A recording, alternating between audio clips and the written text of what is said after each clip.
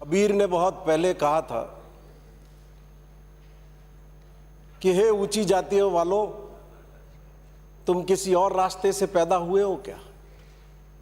जिस रास्ते से हम पैदा हुए हैं उसी रास्ते से तुम भी पैदा हुए हो। ये वो समय था और वो कबीर थे कि वो बात वो लिख सके। माननीय सभापति महोदय, किसी संत ने कहा है, जात पात पूछे न कोई, हरि को भजे सो हरि का होई। भारत रत्न बाबा साहब अंबेडकर ने अपने अनुयायियों से कहा था कि वो पॉलिटिकल डेमोक्रेसी की तरफ नहीं जाए, सोशल डेमोक्रेसी की तरफ जाए। आज पॉलिटिकल डेमोक्रेसी प्राप्त करने में तो हम सफल हैं, लेकिन सोशल डेमोक्रेसी का लक्ष्य अभी बहुत दूर दिखाई पड़ता है। माननीय सभापति महोदय, राजस्थान की ये पहली सरकार होगी हिंदुस्तान के अंदर जिसके मुख्यमंत्री अशोक गहलोत ने अनुसूचित जाति और जनजाति के लोगों को वो प्रतिनिधित्व दिया जो 70 साल के इतिहास में किसी राज्य और किसी देश की सरकार में नहीं मिला। आज अशोक गहलोत की सरकार में 6 कैबिनेट मंत्री हैं अनुसूचित जाति और जनजाति के, 2 राज्य मंत्री हैं स्वतंत्र प्रभार के। सत्ता के हस्तांतरण का इससे बेहतरीन उदाहरण हमारे प्रजातांत्रिक इतिहास में माननीय सभापति महोदय नहीं मिलेगा। अभी एक पूर्व वक्ता पंचायती राज में आरक्षण का जिक्र कर रहे थे और अपनी पार्टी की पीठ थपथपा रहे थे, पर माननीय सभापति महोदय, आपको स्मरण होगा कि हमारे महबूब नेता स्वर्गीय राजीव गांधी ये संवैधानिक संशोधन पारित करना चाहते थे और उनके कार्यकाल में 1989 में ये संशोधन भारत की संसद में जब लाया गया तो लोकसभा में पारित हो गया, लेकिन राज्यसभा में कांग्रेस पार्टी का बहुमत नहीं था और भारतीय जनता पार्टी के द्वारा समर्थन नहीं करने के कारण वो ऐतिहासिक संवैधानिक संशोधन पारित नहीं हो सका। और उसके बाद फिर 2 साल के अंतराल के बाद जब स्वर्गीय नरसिम्हा राव जी की सरकार आई तो कांग्रेस पार्टी का वो पिछड़ी जाति को, दलित को, महिला को सत्ता में अधिकार देने का वो ऐतिहासिक सपना पूरा हो सका। माननीय सभापति महोदय, अभी पीठ थपथपा रहे थे वसुंधरा जी की सरकार के कामकाज की। Bill please. बिल से जुड़ी हुई चीजें हैं। ये 70 साल की व्यवस्था जिस तरह से रही है उसके कारण इस बिल को लाने की परिस्थितियां बनी है, इसलिए उस पर चर्चा करना बहुत आवश्यक है। सभापति महोदय, आपने बहुत अच्छा काम किया था, इसलिए वसुंधरा जी की सरकार के 30 में से सिर्फ 7 मंत्री इस विधानसभा के अंदर है। 14वीं विधानसभा में जो 30 मंत्री थे, 15वीं विधानसभा में 7 पर आकर के खड़े हो गए, बाकी को जनता ने रास्ता दिखा दिया। और मैं पूछना चाहूंगा आपसे, आपके वक्त में वित्त मंत्री के रूप में वसुंधरा राजे ने घोषणा की थी एसटी का बकाया ऋण व ब्याज माफ कर देगी जो अनुसूचित जाति निगम से लिया हुआ है। क्या हुआ? स्वर्गीय भैरव सिंह जी शेखावत के नाम पे अंत्योदय रोजगार योजना घोषित की थी, किस स्तर पे पहुंची वो? सुंदर सिंह जी भंडारी के नाम पर स्वरोजगार योजना घोषित की थी, उसका क्या असर हुआ? घोषणा करना बहुत आसान है, लेकिन उसको अमल पर लाना बहुत मुश्किल है। ये उसी संदर्भ में कह रहा हूं, जब हम सत्ता में होते हैं तो अपनी सरकार जब बजट का ऐलान करती है, जो बजट में घोषणाएं करती है, मंत्रिमंडल में होते हुए भी हम इस पर ध्यान नहीं रख पाते कि हमारे किस बिंदु पर कार्रवाई हुई और किस बिंदु पर नहीं। माननीय सभापति महोदय, मैंने आपको जिक्र किया सोशल डेमोक्रेसी का, क्या परिस्थितियां बनी हुई है। मैं शर्मिंदा हूं कि मैं ऐसे समाज का हिस्सा हूं। अनुसूचित जाति और जनजाति के लोगों की क्या परिस्थितियां रहने की, क्या गांव के किस कोने में रहते हैं, किन परिस्थितियों में रहते हैं, क्या पानी की सुविधा है, क्या सड़क की सुविधा है, क्या बुनियादी सुविधाएं हैं। गांव में सबसे ज्यादा दरिद्र स्थिति पर कोई कॉलोनी होगी, कोई बस्ती होगी तो वह अनुसूचित जाति और जनजाति से जुड़े हुए लोगों की होगी। माननीय सभापति महोदय, 70 साल के बाद भी उनके परिवार में शादी हो, घोड़े पर बैठने पर अवरोध पैदा किए जाते हैं और वो पुलिस को सूचना देकर के आ जाए, पुलिस इंतजाम कर दे, शादी कर दे, तो उसके भी कुछ दिन बाद जाकर के उनके हाथ पैर तोड़ दिए जाते हैं। और ऐसी परिस्थितियां भी राजस्थान के सर्वोच्च सदन में बैठे हुए हम लोगों के अंदर अगर एकजुटता पैदा नहीं करती है तो हमारे सार्वजनिक जीवन का कार्यकर्ता होने पर लानत है माननीय सभापति महोदय। अब मैं आपको विनती करूंगा, क्या होता है धार्मिक कार्यक्रमों में, जितने भी ये धार्मिक कार्यक्रम बहुत अनेक स्थानों पर ये जो प्रतिष्ठा के होते हैं, अनुसूचित जाति के जनजाति के लोगों के खाने के लिए अलग टेंट बनाते हैं, उनके खाने की अलग व्यवस्था की जाती है। ये क्या हमारे लिए शर्म का विषय नहीं है? क्या हमारी तरह का खून उनके अंदर नहीं है? हमारा शरीर जिन 5 तत्वों से बना हुआ है, क्या उनका शरीर उन 5 तत्वों से बना हुआ नहीं है? माननीय सभापति महोदय, मृत्यु मेल जो मृत्यु के मौके पर होती है, क्या परिस्थितियां बनी हुई है। हम में से कौन नहीं जानता कि अनुसूचित जाति और जनजाति के लोगों के लिए अलग से नीचे दरी बिछाई जाती है और दूसरी जाति के लोग जाकर के अलग बैठते हैं। क्या ये हमारे लिए लज्जा का विषय नहीं है?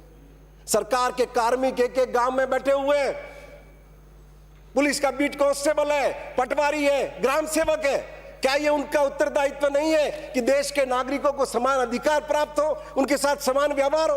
क्या हमारे पास एक भी ऐसा अवसर है कि हमारी एजेंसी ने इनिशिएटिव लेकर उनके नागरिक अधिकारों की रक्षा की? माननीय सभापति महोदय, मैं विनती करूंगा आपको, अशोक गहलोत साहब ने 98 से 2003 में पहली बार शासन में आए, एक ऐतिहासिक निर्णय लिया उन्होंने कि अनुसूचित जाति, जनजाति, पिछड़ी जाति के लोगों को धर्मशाला और छात्रावास बनाने के लिए मुफ्त में जमीन देंगे। सैकड़ों लोगों ने उस जमीनें ली और बड़ी संख्या में उस समय सामुदायिक भवन बने। बाद में क्या हुआ? एक चिट्ठी निकाल दी शासन की ओर से, जिस गांव में 2 सामुदायिक भवन बने हुए हैं, तीसरा नहीं बन सकता। अब आप बताइए, अनुसूचित जाति क्या एक ही जाति होती है? अनुसूचित जाति के अंदर 7 जातियां, 8 जातियां हैं। क्या हम ये चाहते हैं 70 साल के प्रजातंत्र के बाद भी कि उनकी शादी हो तो वो सड़क पर करें, उनके कोई मौत हो तो वो सड़क पर कार्यक्रम करें? मैंने मंत्री जी को खुद व्यक्तिगत रूप से, ग्रामीण विकास मंत्री जी को कहा। और इतना ही नहीं माननीय सभापति महोदय, एमएलए लेड जो हमारे डिस्क्रिप्शन का फंड है, उसमें भी माननीय सभापति महोदय अनुमति नहीं है। आज हम बाबा साहब भीमराव अंबेडकर की प्रतिमा किसी गांव में चौराहे पर लगाना चाहते हैं, हम अनुशंसा करते हैं कि हम विधायक कोष से इतने पैसे की स्वीकृति प्रदान करते हैं, तो वो भी हमें अनुमति नहीं है। मैं आपके माध्यम से सरकार से विनती करूंगा कि मंत्री जी, वित्त मंत्री के रूप में आज जब सदन में प्रत्युत्तर दें तो कम से कम कुछ महापुरुषों की प्रतिमा लगाने की तो हमें अनुमति प्रदान करें, जिससे एक संदेश, उनका जीवन, उनका एक एक दिन, उनका एक एक शब्द पूरे समाज को ओज से भर देता है। और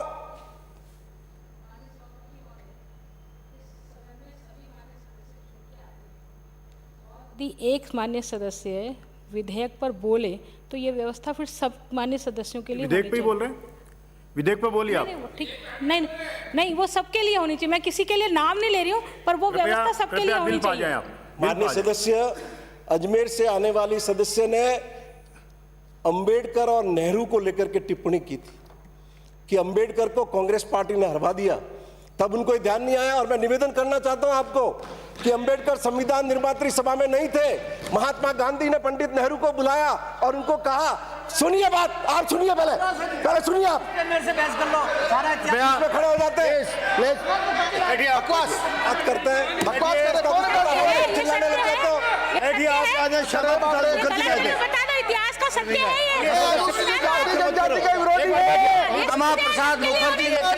प्रसाद मुखर्जी ही लाए थे। अच्छी तरह पता करो, याद करो, शेर श्यामा प्रसाद मुखर्जी को है। हमारे महिला सदस्य को दबाया, प्लीज महिला मेंबर महिला सदस्य को धमका अम्बेडकर जी का अपमान है। पुनः निवेदन कर रहा हूँ, ये अम्बेडकर जी का अपमान है। हमारा सदस्य को धमका रहे। पे बोलेंगे, बिल के अलावा कोई बात नहीं होगी। थोड़ी होगा। माननीय सदस्य, आप बिल पे बोलें, बिल के अलावा कोई बात अजमेर से आने वाले सदस्य को धमका है।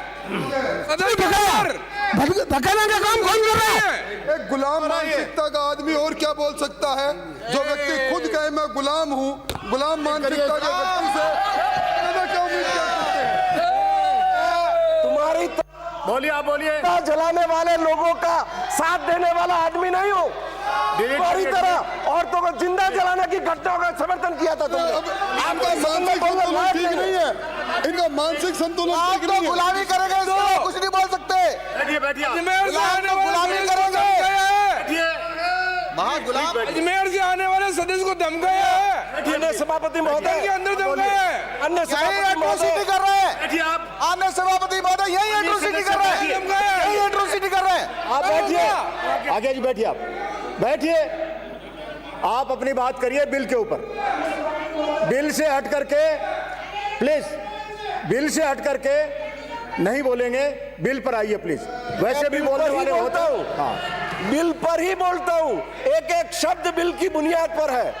माननीय सभापति महोदय, महात्मा गांधी ने पंडित नेहरू को बुला करके कहा कि अंबेडकर देश का सम्मान है, और वो संविधान निर्मात्री सभा के अध्यक्ष बने। और बाद में कांग्रेस पार्टी की सरकार थी, पंडित जवाहरलाल नेहरू ने अंबेडकर को कानून मंत्री बनाया। इस बात को देश को भूलना नहीं चाहिए। माननीय सभापति महोदय, मैं आपको निवेदन करूंगा, एक दिन की चर्चा रखी जाए, सारे जवाब दे देंगे हम उनको। अरे आप तो ये बताइए, अंबेडकर को धर्म क्यों त्याग करना पड़ा? तुम लोग जिम्मेदार हो इसके, जिसके कारण अंबेडकर को धर्म का त्याग करना पड़ा। तुम लोग जिम्मेदार हो। कांग्रेस ने अंबेडकर का अपमान किया है।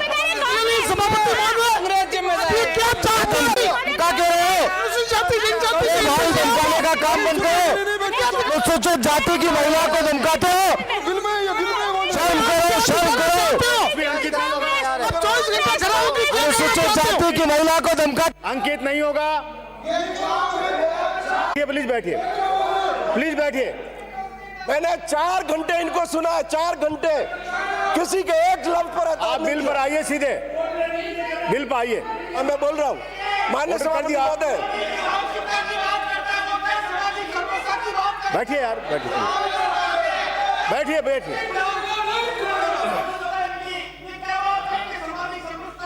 अरे आपने अपनी बात कह दी, डिलीट होगा। आप बोलिए, प्लीज सुनिए। आपको इन्होंने सुना है।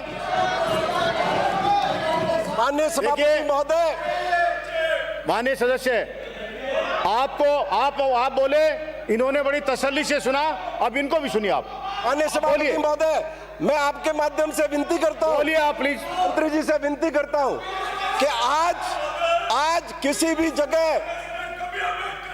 जगह कोई भी नई कॉलोनी माननीय सभापति महोदय आती है, रूपांतरित होकर के नई कॉलोनी बनती है। अनुसूचित जाति और जनजाति के आदमी को कोई भूखंड नहीं देता, और इस आधार पर नहीं देते कि तुम आओगे तो हमारे पैसे कम हो जाएंगे।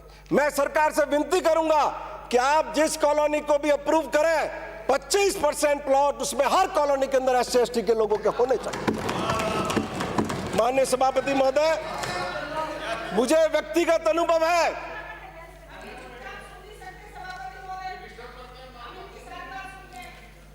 माननीय सभापति महोदय, अनुसूचित जाति का कोई अधिकारी, अनुसूचित जाति जनजाति का, आप बीच में मत बोलिए। अनुसूचित जाति जनजाति का कोई अधिकारी अगर ट्रांसफर होकर के भी किसी शहर में आ जाता है माननीय सभापति महोदय, तो सिर्फ जाति के कारण उसको मकान किराए में लेने पर भी कठिनाई आती है। माननीय सभापति महोदय, यह व्यक्तिगत तजुर्बे से कहता हूं मैं आपको। और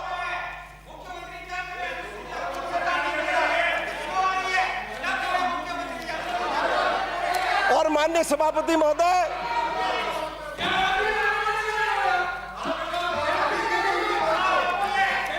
माननीय सदस्य, सभापति महोदय, सुन नहीं सकते कि आपके अंदर क्षमता नहीं है सुनने की?